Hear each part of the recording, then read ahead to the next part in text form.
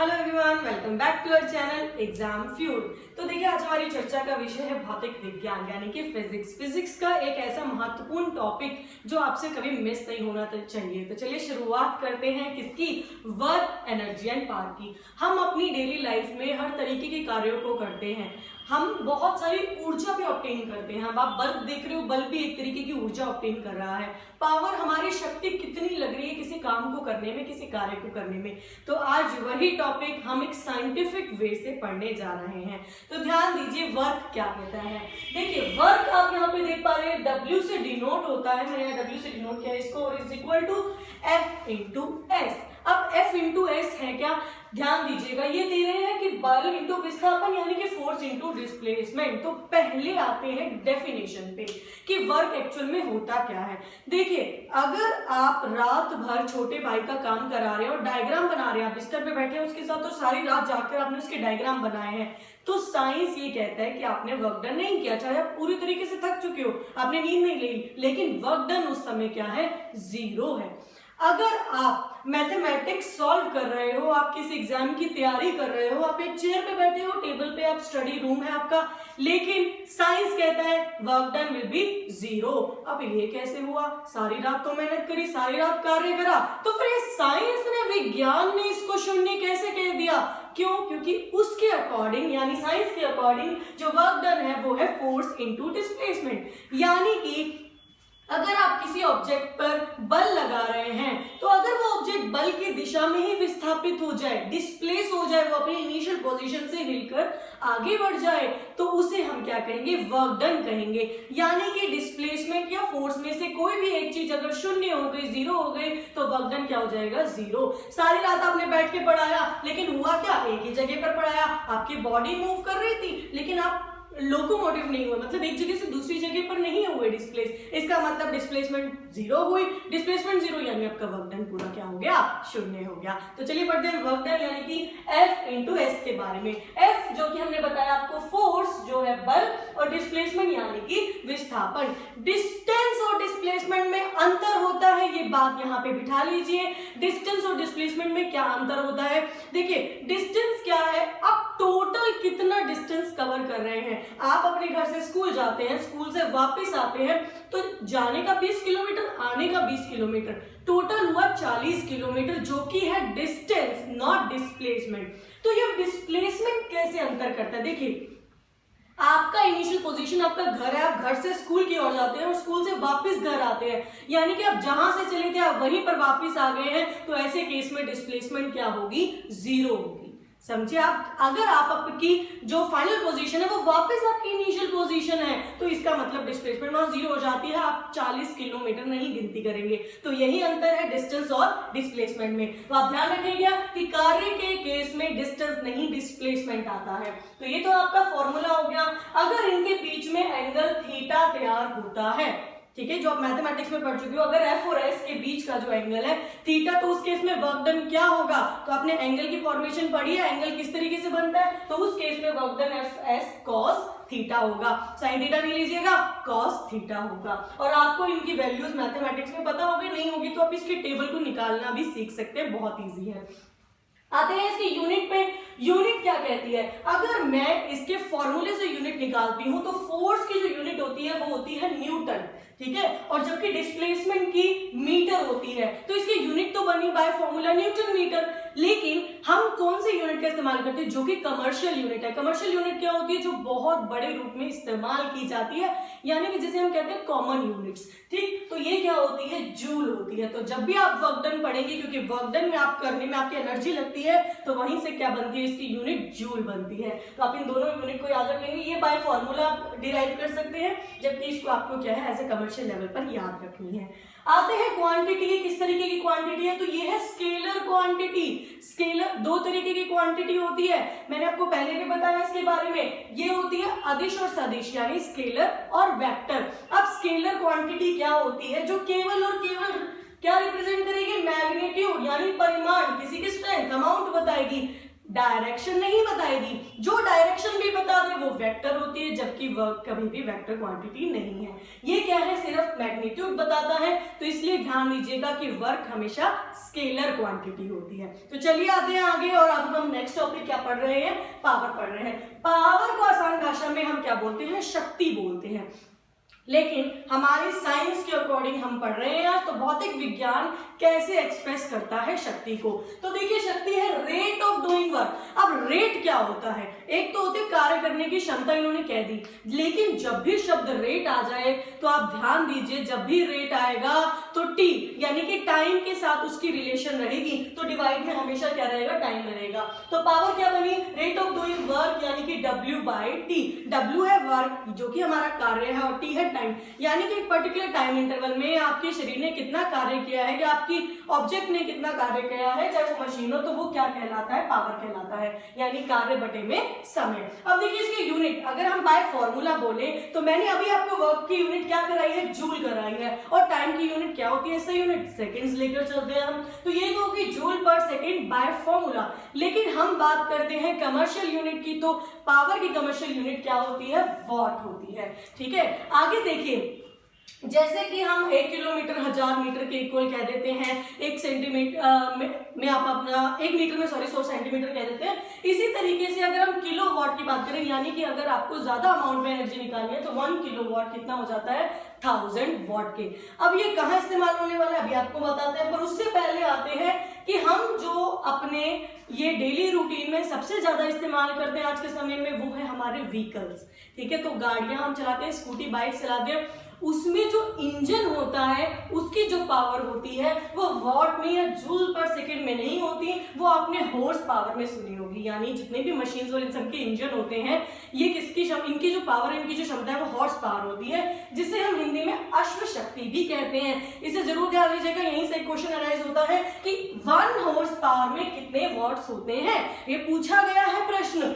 1 horse power में कितने watts होते हैं, तो आप याद रखेंगे 746 वॉट्स होते हैं 1 हॉर्स पावर में। तो चलिए आप करते हैं कन्वर्जन यूनिट का, यानी कि 1 किलोवाट पावर में कितने जूल्स होते हैं, पर उससे पहले ये किस तरीके की क्वांटिटी है, ये भी अदिश यानी कि स्केलर क्वांटिटी है, यानी जो आपको केवल और केवल मैग्नीट्यूड रिप्रेजेंट करेगा, डायरेक्शन रिप्रेजेंट नहीं करेगा। तो चलिए कन्वर्ट करते हैं किलोवाट आवर को जूल्स में। अब क्या होता है, 1 kilowatt hour is equal to how many joules, question आ गया। अब प्रॉब्लम ये 4 ऑप्शन, चारों के चारों चाइनीज बच्चे, यानी देखने में एक जैसे, तो इसको कैसे करेंगे, आपको सीखना है, इसको डिराइव करना बहुत सिंपल है, कुछ सेकंड्स का समय लगेगा। देखिए 1 किलोवाट आवर, 1 किलोवाट आवर को मैं 1 किलोवाट इंटू 1 आवर लिख सकती हूँ, और 1 किलोवाट मैंने अभी आपको बताया यहाँ पर कि 1 kilowatt is equal to how many watts, तो ये हो गया आपका 1000।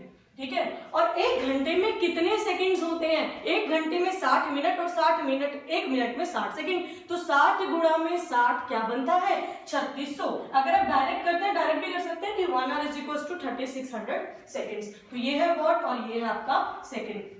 अब देखिए आप इसको लिख कैसे सकते हैं, मैंने आगे लिखा 3 देन 6 36, और जितनी भी जीरोस बचती है वो आप एज यूजुअल जैसे मल्टीप्लाई करते हैं, 3 ये और 2 ये, 5 हो गई, 3 और 4 5, तो ये तो बनी वॉट सेकंड। तो इससे तो हमने जूल में कन्वर्ट नहीं किया, तो ये कैसे था भाई, हमें तो जूल्स में कन्वर्ट करना था, तो वॉट सेकंड को ही जूल्स कहते हैं। लेकिन या तो ये किस तरीके से आएगा, आप देखिएगा, यहाँ तो मैं इसको लिख सकती हूँ 36 इंटू 10 की पावर 5 जूल्स। देखिए 3 और 2 5 जीरो, मैं इसको लिख सकती हूँ 10 की पावर 5 जूल। मान लो ये आपके ऑप्शन में ही नहीं है, फिर क्या होगा, देखिए ध्यान दीजिए, और आपको हैरान होने की जरूरत नहीं है, परेशान होने की जरूरत नहीं है। होगा क्या, आप इस डेसिमल को यहाँ पर प्लेस कर सकते हैं। कुछ ऑप्शन में इस तरीके से होगा कि 3.6 इंटू 10⁻⁶ जूल, बस, ज्यादा डिफरेंस नहीं है। देखिए कैसे, मैंने यहाँ पर अगर एक डेसिमल प्लेस किया तो इसकी एक जीरो इंक्रीज हो जाएगी। जैसे जैसे मैं डेसिमल आगे की ओर लेती आऊंगी, यहाँ पे वैल्यू एक 10 की पावर इंक्रीज होती चली जाएगी। लेकिन जैसे जैसे मैं ये आपका ये डेसिमल रिमूव करती जाऊंगी या पीछे की ओर ले जाऊंगी, यहाँ से पावर डिक्रीज होती हुई चली जाएगी। तो है ना सिंपल, आपको घबराना नहीं है, केवल आपको एक रफ नोटबुक लेनी है और साइड में इसको सॉल्व करना शुरू कर देना है। तो चलिए पढ़ते हैं एनर्जी के बारे में। एनर्जी यानी कि ऊर्जा। अब एनर्जी कितने प्रकार की होती है, किस तरीके से कार्य करती है, देखिए। एनर्जी यानी ऊर्जा, और ऊर्जा यानी कि एबिलिटी टू डू वर्क, यानी कि आपकी एक ऑब्जेक्ट की क्षमता कि वो कितना कार्य कर पा रही है। एबिलिटी को क्या कहा जाता है? Ability to do work is known as energy. Energy यानी कि ऊर्जा। ऊर्जा दो प्रकार की होती है, एक होती है आपकी काइनेटिक एनर्जी और एक होती है पोटेंशियल एनर्जी। तो चलिए जानते हैं इन दोनों के बारे में।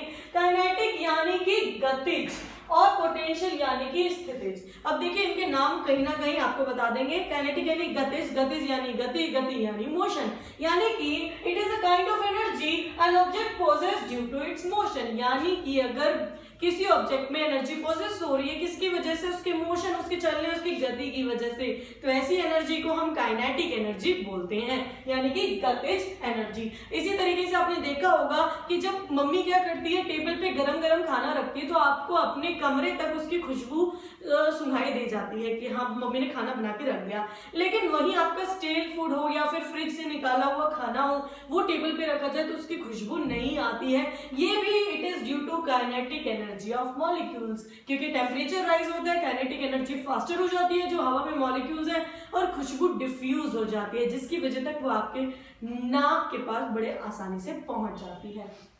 आते हैं पोटेंशियल पे, जो कि है स्थितिज। अब स्थितिज क्या होती है? It is the energy hold by an object due to its position. यहाँ पर मेन वर्ड मोशन है, यहाँ पर मेन वर्ड पोजीशन है, यानी कि वो कहाँ स्थित है वो रिप्रेजेंट करेगी उसकी एनर्जी, पोजीशन बताएगी। देखिए किस तरीके से अब हम करते हैं इसको मैथमेटिकल एक्सप्रेशन, यानी साइंटिफिकली इसको कैसे बताया गया है। काइनेटिक एनर्जी का फॉर्मूला जो होता है वो होता है half mv square. Half mv square, m mass, v is velocity. Mass यानी कि द्रव्यमान और v यानी कि वेलोसिटी, जो कि क्या होता है? वेग होता है। यानी कि एक ऑब्जेक्ट का, पर्टिकुलर ऑब्जेक्ट का कितना मास है, कितना उसका भार है, द्रव्यमान है, उसका गुणत्व करना है किसके साथ? उसके वेग के स्क्वायर के साथ। मतलब वो किस वेलोसिटी से जा रहा है उसका स्क्वायर कर दीजिए तो वो क्या बनता है? Half mv square. आगे आते हैं पोटेंशियल एनर्जी का फॉर्मूला, जो कि है m इंटू जी इंटू एच, और you can say mgh। m again mass, g जो आपका है वो एक्सेलरेशन ड्यू टू ग्रेविटी है, यानी कि गुरुत्वाकर्षण के वजह से बनने वाला त्वरण यानी एक्सेलरेशन, और हाइट यानी कि उसकी ऊंचाई कितनी है। तो गुरुत्वजनित त्वरण यानी एक्सेलरेशन ड्यू टू ग्रेविटी, ये इसका फॉर्मूला बनता है mgh। अब ध्यान दीजिएगा क्योंकि ये एनर्जी है और एनर्जी की जो यूनिट होती है वो जूल्स होती है। एनर्जी को जो यूनिट होती है वो ध्यान दीजिएगा जूल्स होती है। तो चाहे वो काइनेटिक एनर्जी या पोटेंशियल एनर्जी, दोनों ही केस में आपको एनर्जी किसमें मिलने वाली है? जूल्स में मिलने वाली है। तो देखिए अब आते हैं अपने अगले टॉपिक, जो कि है कंजर्वेशन ऑफ एनर्जी। कंजर्वेशन किसी भी चीज का यानी संरक्षण। ऊर्जा संरक्षण क्या होता है? यानी कि जो ऊर्जा है वो कहीं भी डिस्ट्रॉय नहीं हो रही है या फिर कहीं पे भी क्रिएट नहीं हो रही है। तो आप इसको कैसे बोलेंगे? Energy can not be created nor be destroyed in during a reaction. मतलब किसी भी तरीके की एक्टिविटी हो रही है उसमें एनर्जी कहीं पे भी लॉस्ट नहीं हो रही है। ये हो क्या सकते हैं? It can only transform from one form to another, यानी ये एक तरीके से दूसरे तरीके में बदल सकती है। जितनी अमाउंट है वो उतनी ही रहेगी, ना ही कोई डिस्ट्रॉय होगा ना ही कुछ नया बनेगा। तो ये बनता है हमारा ऊर्जा संरक्षण यानी कंजर्वेशन ऑफ एनर्जी। तो देखिए मैं आपको एग्जांपल्स लेके बताती हूँ। जैसे कि बल्ब जल रहा है तो बल्ब में आपने क्या किया? बटन दबाया, इलेक्ट्रिसिटी गई। वो इलेक्ट्रिसिटी किस में कन्वर्ट हो रही है? लाइट में और हीट में। केमिकल्स है अंदर तो केमिकल एनर्जी कन्वर्ट हो गई किसमें? लाइट एंड हीट में। इसी तरीके से एग्जांपल है आपके आगे सोलर सेल का। अब सोलर पैनल लगने लगे हैं आजकल, तो उसमें जो छोटे छोटे टुकड़े आप देखेंगे जिनसे मिलके पूरा पैनल तैयार होता है उसे हम सोलर सेल बोलते हैं। यानी कि सूर्य की जितनी भी एनर्जी अब्सॉर्ब है, सोलर एनर्जी कन्वर्ट हो रही है, हम उससे क्या उत्पाद कर रहे हैं? बिजली का उत्पादन कर रहे हैं। तो किसमें कन्वर्ट होगी? इलेक्ट्रिसिटी में। कुछ भी वेस्ट नहीं गया, कुछ नया नहीं बना, केवल क्या हुआ? एक फॉर्म से दूसरी फॉर्म में कन्वर्ट हो गई है। तो इसे कहते हैं कंजर्वेशन ऑफ एनर्जी, जो कि आप फोटोसिंथेसिस प्रोसेस में छोटे में भी देखते आए हैं। छोटी क्लासेस में भी आपको पढ़ाया जाता है कि सूर्य की energy, solar energy converted into chemical energy, यानी कि फूड तैयार होता है, वो होती है फोटोसिंथेसिस। अब आते हैं क्वांटिटी पे। तो इसकी क्वांटिटी क्या है? ये भी स्केलर क्वांटिटी है। हमने तीन पढ़े यार, वर्क, एनर्जी एंड पावर, तीनों की है। स्केलर यानी कि आदेश, जो केवल और केवल मैग्नीट्यूड बताता है, डायरेक्शन नहीं बताता है। वीडियो पसंद आई हो तो लाइक, शेयर एंड सब्सक्राइब।